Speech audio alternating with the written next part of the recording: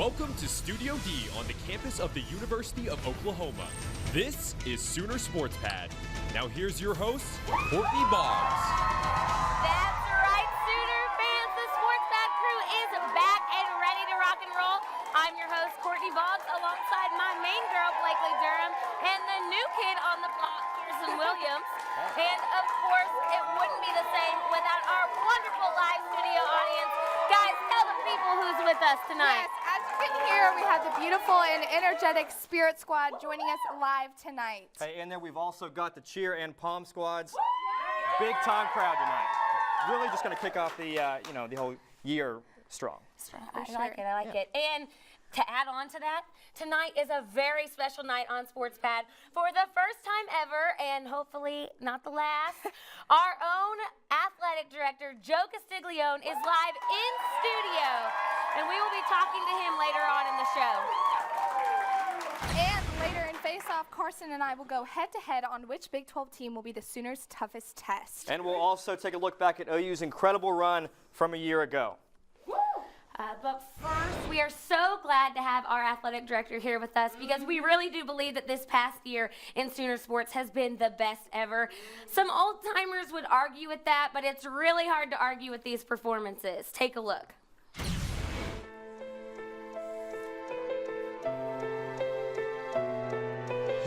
Oklahoma comes from behind and upsets what looked like a sure win for Tennessee. Scrambling, retreating, fires to the end zone for a touchdown to Flowers. Make this a bedlam beatdown to claim the Big 12 championship. One-on-one against Yancey. Put a three in the air. It's on! He got it! 1 second to go!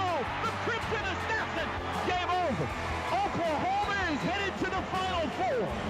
And that will wrap it up. OU's going to win it.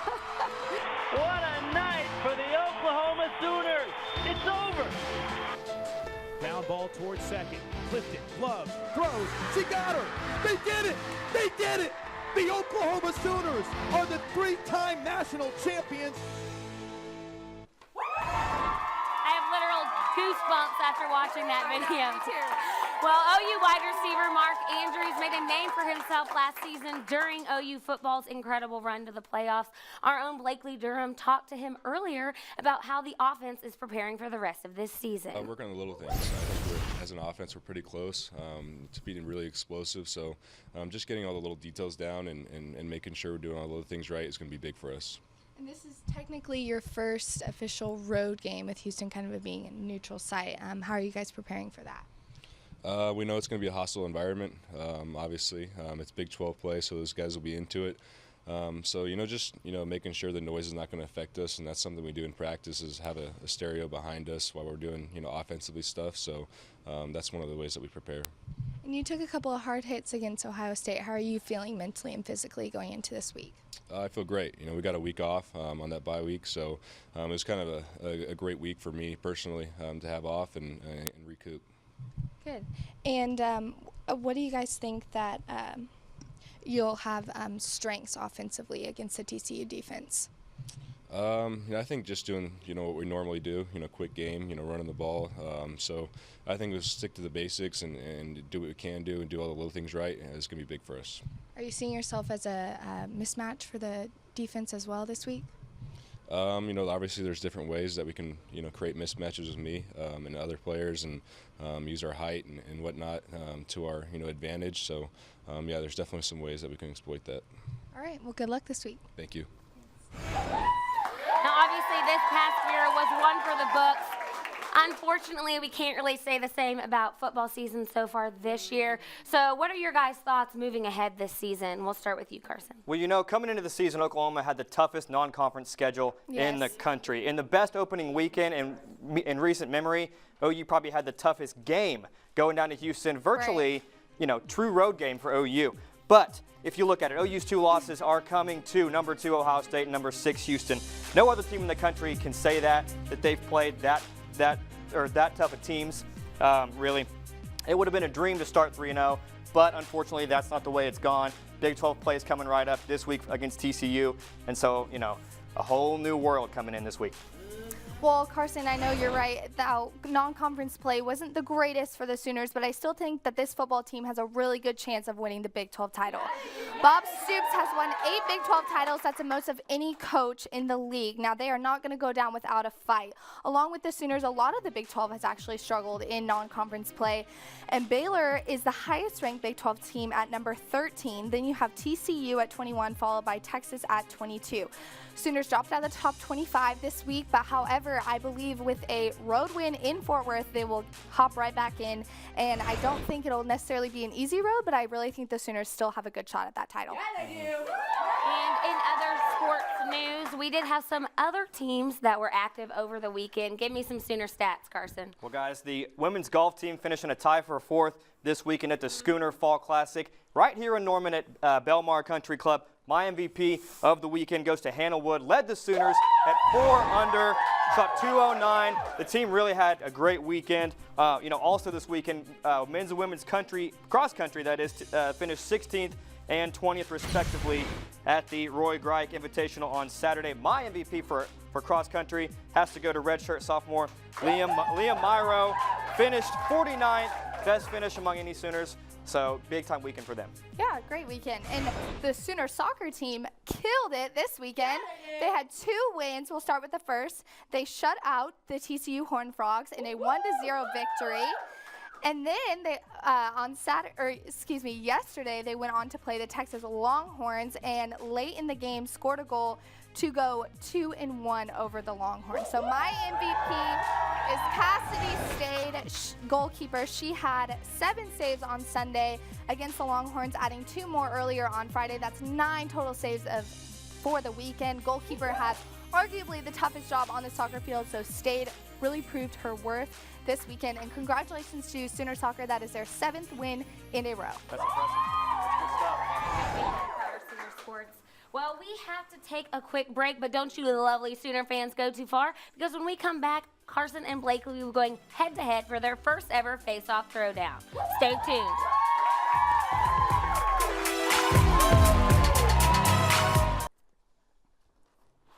And welcome back to Sooner Sports Pad. It is time for face-off. Carson and Blakely, are you ready for your first throwdown? Yes, I'm ready. Let's do it. All right, I was born ready. Yeah, let's do this. All right, let's get to it. Okay, so which Big 12 team do you think will be the biggest test left for OU? Well, I think the Baylor Bears will come roaring for the Sooner football team. I know Baylor hasn't really played a tough non-conference schedule, but on Saturday they looked pretty good against Oklahoma State, and Seth Russell is leading their offense. He has 13 passing touchdowns so far on the season, 1,148 passing yards, not to mention 156 rushing yards and a rushing touchdown. So he is really leading that offense, and they look strong. So in the first 2 losses, unfortunately, some defensive struggles were exposed for the Sooners. So I'm sure Baylor will be ready to capitalize. So the Sooners need to be ready for that game coming up in November. Okay. I'll tell you what. Cliff Kingsbury and Patrick Mahomes are going to stifle OU in Lubbock. I think obviously you can go the easy way out. You could say TCU, you could say Baylor, Texas, OSU, anybody.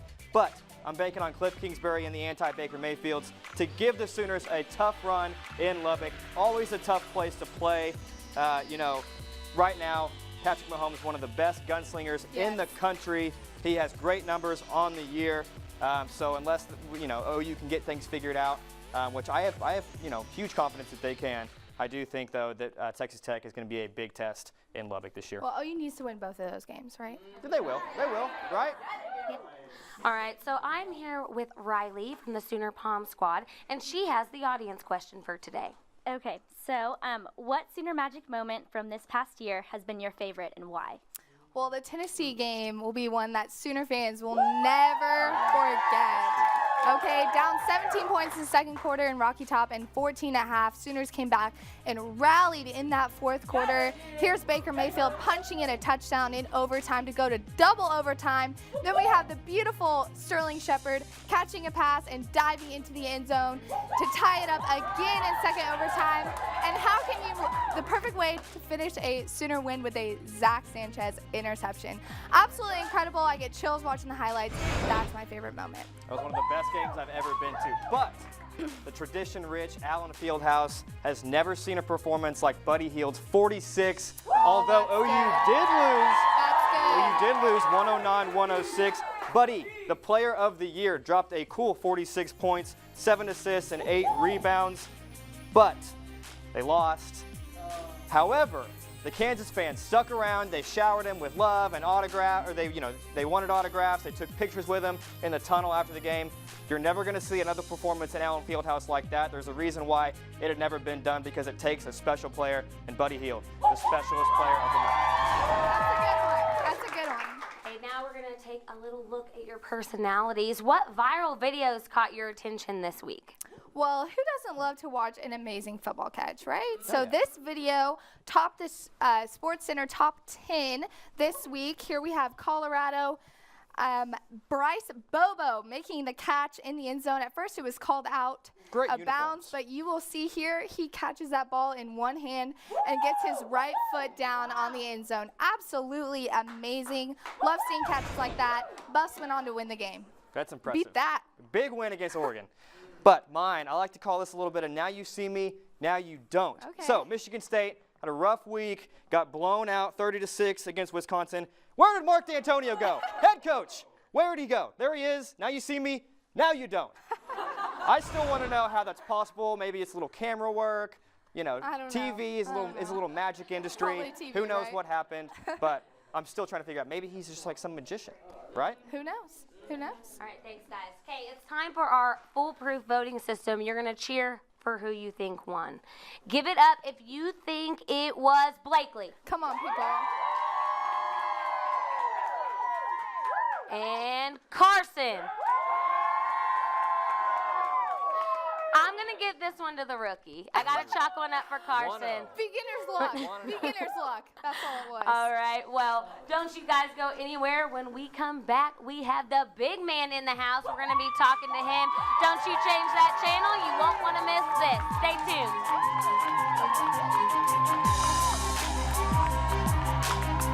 Special thanks to our Cornerstone Television partners, Chesapeake Energy, Riverwind Resort, Anheuser-Busch, OU Outreach, and OU Medicine. Welcome back. This past year in OU athletics has been nothing short of magical.